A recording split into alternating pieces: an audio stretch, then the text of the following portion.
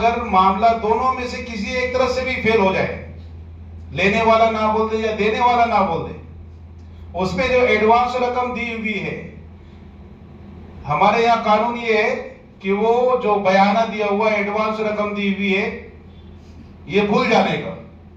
اگر آپ سامنے والوں سے کہتے ہو کہ یہ بھول جانے کا، تو پھر اللہ تم کو وہاں یاد دلائے گا، پھر وہاں یاد دلائے گا، پھر وہاں پورا دینا پڑے گا۔ تو اللہ کے سامنے جواب دینے سے بچنے کے لیے بہتر ہے آپ نے جو نبی پاک صلی اللہ علیہ وسلم کا نبوی طریقہ ہے جس سے تجارت میں برکت ہوتی ہے، بیانہ جو لیا ہوا ہے، ایڈوانس جو لیا ہوا ہے، پوری عزت اور احترام کے ساتھ بغیر تکرار کے آپ اس کو واپس کر دو۔ پھر ایک مسئلہ اور ہماری اپنی دکانوں میں لگا ہوا ہوتا ہے، بکا ہوا مال واپس نہیں ہوگا۔ غیروں کی یہاں تو ہے لیکن ہمارے یہاں بھی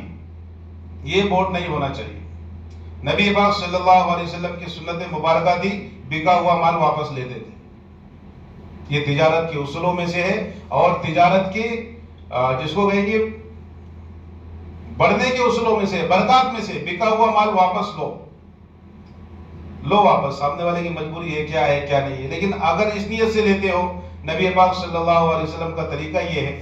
تو انشاءاللہ اللہ تجارت میں برکت دے گا۔ آخری اعلان یہ ہے کہ سال گزشتہ 1600 روپے کی جو قربانی تھی اس تعلق سے میں نے کہا تھا کہ نہ لے، لیکن اس سال مفتی عبدالرشید صاحب سے بالمشافہ ملاقات ہوئی، انہوں نے اطمینان دلایا کہ ہم خود وہاں جا کے یہ کام کرواتے ہیں، قربانی کرواتے ہیں۔ تو جو حضرات حصہ لینا چاہے، وہ مولانا عقیل ہے یا یہاں پر میں ہوں، جس سے بھی رابطہ کرنا چاہے آپ کر سکتے ہیں۔